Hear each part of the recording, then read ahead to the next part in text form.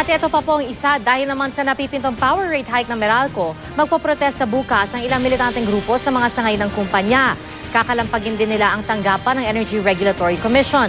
Nagbabalik si Julius Segovia.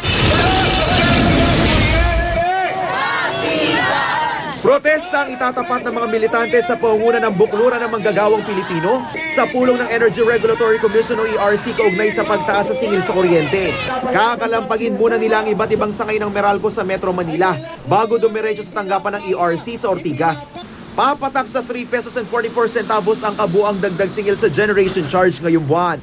Pero posible pa raw itong pumalo sa higit 4 pesos per kilowatt hour dahil ayon sa ERC, kasabay lagi ng pagtaas ng generation charge ang pagtaas ng singil sa system loss. Gumagalaw yung system loss charge base na rin sa paggalaw ng generation charge.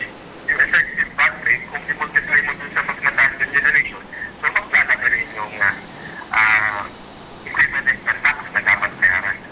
Sabi ng Meralco, nasa ERC na raw ang bola ng pagpapasya kung pahihintulutan ng pautay-utay na dagdag singil.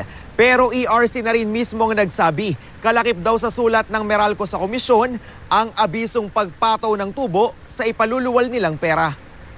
Nauna nang sinabi ng Meralco na handa silang gawing utay-utay ang pinakamalaking taas singil sa kuryente sa kasaysayan.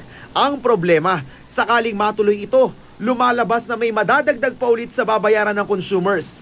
Dahil babawiin pa ng Meralco ang aabonohan nilang 3 bilyong piso. I-recover na nila yung balanse sa February.